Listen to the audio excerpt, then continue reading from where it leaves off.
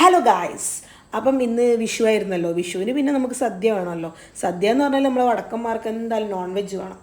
ഇന്ന് അച്ഛൻ രാവിലെ മട്ടൻ കൊണ്ടുവന്നിട്ടുണ്ടായിരുന്നു. പിന്നെ അർജോട്ടൻ പോയി ചിക്കനും വാങ്ങിയിട്ടുണ്ടായിരുന്നു.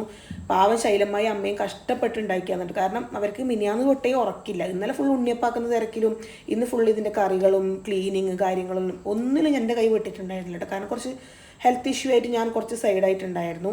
അങ്ങനെ ചിക്കൻ കറി, മട്ടൻ കറി, പിന്നെ ചിക്കൻ ഫ്രൈ, പുളിശ്ശേരി, ചക്ക എലിശ്ശേരി, അച്ചാറ്, പിന്നെ പയറ് വറവ്, പപ്പടം, അങ്ങനെയൊക്കെ ഉണ്ടായിരുന്നു കേട്ടോ. ഫുഡൊന്നും പറയാണ്ടിരിക്കാൻ പറ്റുന്നത്, എല്ലാം ഒന്നിനൊന്ന് മെച്ചമായിരുന്നു. പിന്നെ അമ്മമ്മ പിന്നെ എല്ലാവർക്കും വിളമ്പി കൊടുക്കാനൊക്കെ നിൽക്കുന്നുണ്ടായിരുന്നു. അവസാനം അമ്മമ്മേനെ കൊണ്ട് നമ്മളെല്ലാം ഇരുത്തിച്ച് ചോറയിച്ചു. അങ്ങനെ പിന്നെ സജിനേച്ചി ഇഷാനിയും വന്നിട്ടുണ്ടായിരുന്നു. സജിനേച്ചി നമുക്ക് എല്ലാവർക്കും വിഷു കൈ നീട്ടമൊക്കെ തന്നു. ഇനി അങ്ങനെ നമ്മൾ അവിടെ നിന്ന് ഇറങ്ങുമ്പോൾ നല്ല മഴയുണ്ടായിരുന്നു കേട്ടോ. എന്നിട്ട് നമ്മൾ പിലിക്കോടൊക്കെ എത്തി. പിലിക്കോട് എത്തലും എന്തോ കറക്റ്റ് ടൈമായിരുന്നു. അവർ പൂച്ചക്കാടൊക്കെ ഇറങ്ങാൻ നിൽക്കായിരുന്നു. അങ്ങനെ അവർ നമ്മളോട് വരുന്നു എന്ന് വെച്ചിട്ട് നമ്മളും ഇന്ന് പൂച്ചക്കാട് പോകാനുള്ള ഒരു പ്ലാൻ ഉണ്ടായിരുന്നില്ല. നമ്മൾ ആ കാറ് കയറി പറ്റി. അങ്ങനെ പിന്നെ പാത്തു നമ്മളിവിടെ ബാക്കിലായിട്ട് ഇരുന്നിട്ടുണ്ടായിരുന്നത്.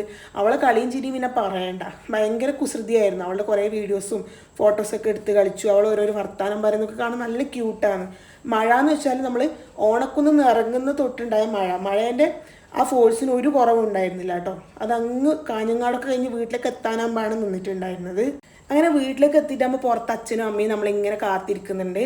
അങ്ങനെ നമ്മൾ വീട്ടിലേക്ക് എത്തി. വീട്ടിലേക്ക് എത്തുമ്പോൾ ഒരു വേറെ തന്നെ ഒരു സുഖമാണ്, നല്ലൊരു സന്തോഷമാണ്. അങ്ങനെ ഇതാണ് എൻ്റെ വീട്. പിന്നെ അങ്ങനെ നമ്മൾ വീട്ടിലേക്ക് കയറി. വീട്ടിൽ കയറുമ്പോൾ തന്നെ പാത്തൻ്റെ സന്തോഷം കണ്ട. പിന്നെ വിഷു ആയാൽ പിന്നെ പറയണ്ടല്ലോ, എല്ലാ വീട്ടിലും ഉണ്ണിയപ്പം കാണും. ഇതെൻ്റെ അമ്മ ഉണ്ടാക്കി ഉണ്ണിയപ്പം നല്ല സോഫ്റ്റ് ആയിരുന്നു, നല്ല ടേസ്റ്റ് ആയിരുന്നു കേട്ടോ. അങ്ങനെ അമ്മ നമുക്ക് ഉണ്ണിയപ്പവും പഴവും ചായയുമായിട്ട് വന്നിട്ടുണ്ട്. അങ്ങനെ നമ്മൾ ചായ കുടിച്ചു. എനിക്ക് എൻ്റെ അമ്മയുടെ ചായ ഭയങ്കര ഇഷ്ടമാണ്. അങ്ങനെ നമ്മൾ ചായയും പിന്നെ പലഹാരമെല്ലാം കഴിച്ചു. അതിനിടയ്ക്ക് പാത്തുകുഞ്ഞ് എല്ലാവർക്കും ഉണ്ണിയപ്പമൊക്കെ എടുത്തു കൊടുക്കുന്നുണ്ട്. അവളുടെ കുസൃതിയും കാര്യങ്ങളൊക്കെ ആ സൈഡിലേക്ക് ഇങ്ങനെ നടക്കുന്നുണ്ട്. പിന്നെ ഇതൊക്കെ കഴിച്ച് കുറച്ച് സമയം ടി വി ഒക്കെ നോക്കിക്കൊണ്ടിരുന്നു. പിന്നെ അമ്മ ചോറ് കഴിക്കാമെന്ന് പറഞ്ഞു. വീട്ടിൽ ഇന്ന് നോൺ വെജൊന്നും ഉണ്ടായിരുന്നില്ല കേട്ടോ, സദ്യ തന്നെയായിരുന്നു.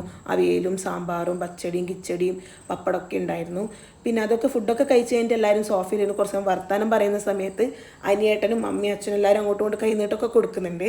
അനിയേട്ടൻ കൈനീട്ടം കൊടുക്കാൻ ഏൽപ്പിച്ചത് നമ്മളെ പാത്തുവിനെയാണ് കേട്ടോ. പാത്തു ഒരാൾക്ക് കൈനീട്ടം കൊടുക്കുന്ന സമയത്ത് നമ്മൾ തമാശയാക്കിയിട്ട് അനുഗ്രഹം വാങ്ങുമെന്ന് പറയുമ്പം അവൾ നിലത്ത് തലകുത്തിയിട്ട് നല്ല രസമായിരുന്നു കാണാൻ വേണ്ടിയിട്ട്. അങ്ങനെ അവളെല്ലാവർക്കും പൈസ കൊടുക്കുന്നുണ്ട്.